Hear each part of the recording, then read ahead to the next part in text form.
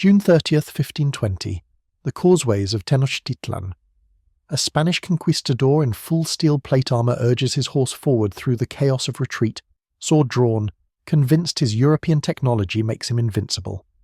An Aztec warrior steps into his path carrying what looks like a wooden paddle studded with black glass. The Spaniard has faced obsidian blades before and dismissed them as primitive.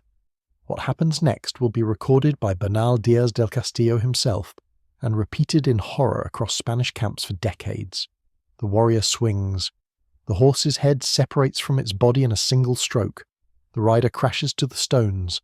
The weapon that just accomplished this impossible feat weighs barely 6 pounds, contains no metal whatsoever, and will haunt Spanish military reports for the next 50 years. They called it the macuahuitl. The conquistadors learned to fear it before they learned to pronounce it. The problem the Aztec military faced was unlike anything their Old World counterparts ever confronted. Mesoamerica had no practical metallurgy for weapons, no iron, no steel, no bronze worth speaking of. The copper they possessed was too soft for combat effectiveness. When Aztec warriors looked at their armories, they saw wood, stone, and obsidian. Materials that European military theorists would have dismissed as hopelessly primitive. Yet the triple alliance of the Aztec Empire needed to wage sophisticated warfare across thousands of square miles, subjugate dozens of rival city-states, and maintain military dominance over populations numbering in the millions. They needed weapons that could defeat armoured opponents, weapons that could intimidate through sheer psychological impact, and crucially weapons that could incapacitate enemies for capture, rather than simply destroying them outright. The Aztec religious system demanded a constant supply of sacrificial victims, which meant their warriors often needed to wound and disable, rather than dispatch their opponents immediately. This created a tactical paradox that no Old World military ever faced. Design weapons capable of devastating lethality, that could also be wielded with restraint when the tactical situation demanded prisoners over casualties. Purely stone weapons could not solve this problem. A stone club kills, or it does nothing. There is no middle ground. Obsidian by itself, while extraordinarily sharp, shatters on impact with bone. Early Mesoamerican weapons struggled with this fundamental limitation. Archaeological evidence from pre-Aztec sites shows numerous attempts at effective obsidian weaponry, most of which failed the durability test that real combat demands. Warriors needed something that combined the terrifying cutting power of volcanic glass with the structural integrity that sustained combat requires. What the Aztec weaponsmiths eventually created was something no European or Asian armourer ever conceived, because none of them faced the same material constraints that forced genuine innovation. The macuahuitl emerged from this crucible of necessity sometime in the early post-classic period, though the Aztecs refined it into its most lethal form during the 14th and 15th centuries. The core design was deceptively simple. Take a hardwood paddle, typically oak or another dense timber available in the central Mexican highlands, measuring between 3 and 4 feet in length. Carve grooves along both edges. Into these grooves set razor-sharp obsidian blades using natural plant-based adhesives, particularly the resin from local trees that hardened into a substance surprisingly similar to modern epoxy.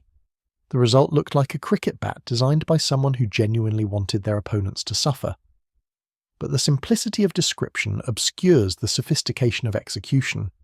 Obsidian is volcanic glass, formed when lava cools too rapidly for crystal structures to develop.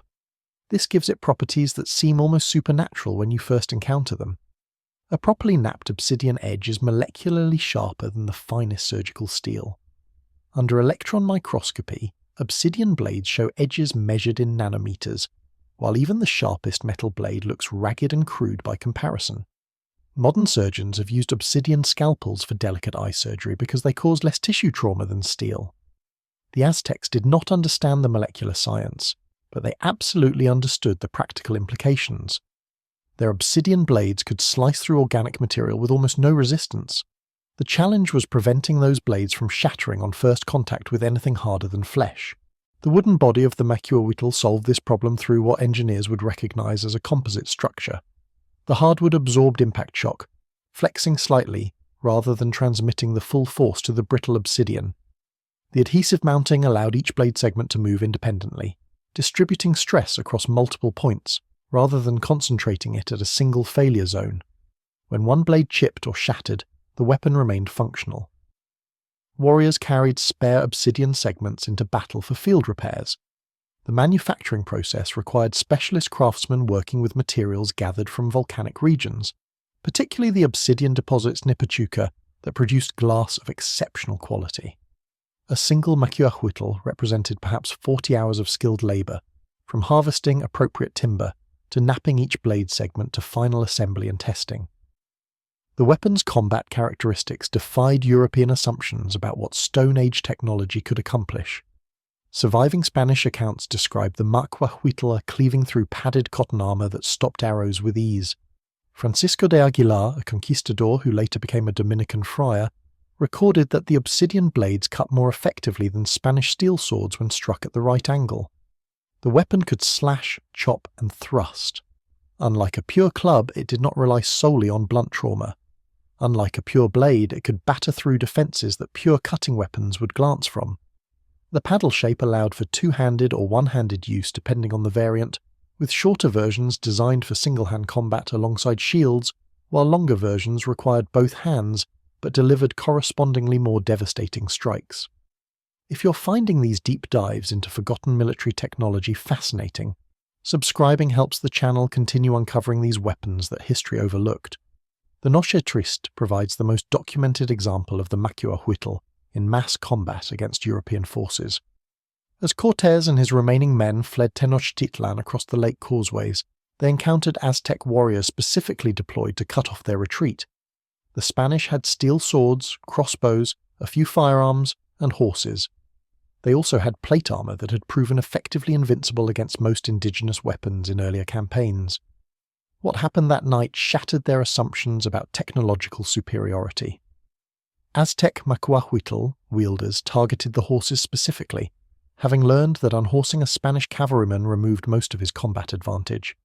Bernal Díaz recorded multiple instances of horses being severely wounded or killed by macuahuitl strikes, including the infamous decapitation that opened this account.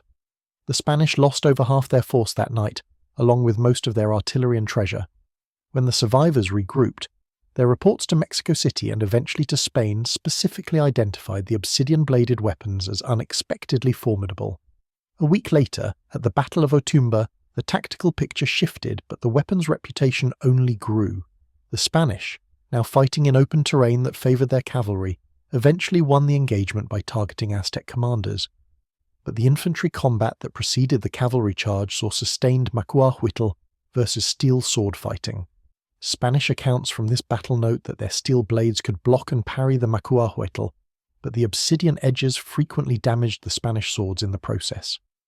Pedro de Alvarado, one of Cortés's most trusted captains, reportedly had 3 swords damaged beyond use during the campaign, with macuahuitl impacts cited as the primary cause. The Spanish adapted by targeting macuahuitl wielders with ranged weapons before they could close to effective distance, recognizing that the obsidian weapon was most dangerous in the initial exchange before the blades began to chip and shatter. Comparing the macuahuitl to Spanish swords reveals fascinating trade-offs that neither weapons designers could have anticipated. The Spanish espada ropera, the straight-bladed cut-and-thrust sword that equipped most conquistadors, weighed approximately 2.5 pounds and measured around 35 inches in blade length. It was designed for a fencing tradition that emphasized thrusts to gaps in armor, with cuts as secondary attacks. The macuahuitl approached combat from an entirely different philosophy. At 4 to 6 pounds, depending on variant, it was heavier.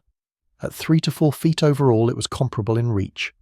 But where the Spanish sword concentrated force at a point for thrusting, the macuahuitl distributed cutting power across multiple blade segments for slashing. Against unarmored or lightly armored opponents, the macuahuitl was arguably more immediately devastating. Those obsidian edges could open wounds that no surgeon of the era could effectively treat. Against steel plate armor, however, the macuahuitl struggled. It could dent and batter, but it could not penetrate the way a well-placed thrust from a steel point could. The manufacturing complexity told a different story. A Spanish sword required iron ore, smelting facilities, trained smiths, and a supply chain stretching back to European foundries. The conquistadors could not replace their swords in the field. When a blade broke, That weapon was gone until ships arrived from Cuba or Spain. The macuahuitl required hardwood, obsidian, and plant resin. All of these materials existed in abundance throughout central Mexico. Aztec warriors could manufacture replacement weapons within days, and replacement blade segments within hours. This gave the Aztec military a logistical advantage that partially offset their technological disadvantages. They could absorb weapon losses that would have crippled a Spanish force of equivalent size. Training requirements diverged sharply as well. Spanish swordsmanship descended from European fencing traditions that required years to master. The complex footwork, the precise angles of attack and defense, the instinctive distance management that made a skilled swordsman dangerous, all demanded sustained professional training. The macuahuitl, while certainly requiring practice, operated on more intuitive biomechanics.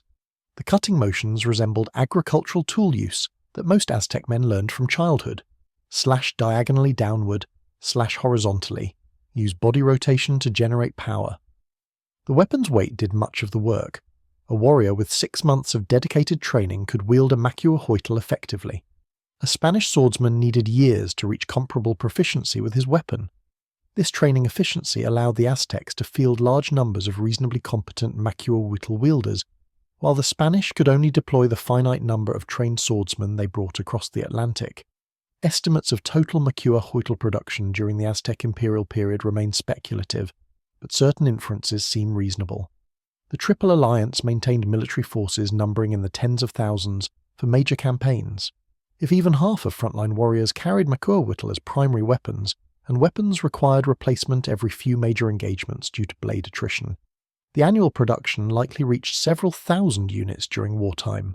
Archaeological evidence remains frustratingly sparse because the organic materials decayed in Mexico's tropical climate. Only one possible macuahuitl fragment survives in European museum collections, held in Madrid, and its authenticity remains debated among scholars. Our understanding of the weapon comes primarily from Spanish chronicles, Aztec codices created after the conquest, and experimental archaeology attempting to reconstruct the manufacturing process. The macuahuitl's combat record during the conquest is difficult to quantify precisely, but the Spanish clearly respected it. Post-conquest military reports recommended specific tactics for countering macuahuitl-armed warriors: maintain distance, use ranged weapons to disrupt charges, fight in formations that prevented individual warriors from reaching optimal striking range. These recommendations suggest the weapon posed genuine tactical problems that required doctrinal adaptation. The Spanish victory ultimately came from disease, political alliances with Aztec enemies, and superior strategic coordination rather than simple technological supremacy. When the weapons met on equal terms, the outcome was never as one-sided as popular mythology suggests. The principles embedded in the macuahuitl's design appear in other Mesoamerican cultures, suggesting either parallel development or technological transmission along trade and conquest routes. The Maya used similar obsidian-edged weapons, as did various cultures throughout central Mexico. After the conquest, the weapon disappeared from military use within a single generation. Spanish colonial authorities banned indigenous weapons, and the introduction of steel tools made obsidian technology economically obsolete. But the engineering logic of the macuahuitl, composite construction that combines materials with complementary properties, reappears throughout weapon history. Modern combat knives with ceramic edges set in polymer handles follow essentially the same design philosophy that Aztec craftsmen developed centuries ago without any understanding of material science as a formal discipline. That black glass blade that took a horse's head on the causeways of Tenochtitlan represented something the conquistadors never fully acknowledged. It represented an engineering tradition that solved impossible problems with available materials, that matched European steel in cutting power while using nothing but volcanic glass and tree resin, that armed an empire without a single functional forge. The Spanish won their war, but they never stopped writing about the weapon that made them afraid. 500 years later, we are still trying to fully reconstruct what those Aztec craftsmen knew, working from fragments and chronicles and educated guesses. The macuahuitl remains one of military history's great innovations, proof that necessity truly does mother invention, and that dismissing any culture's technology as primitive usually means you have not looked closely enough at what they actually built.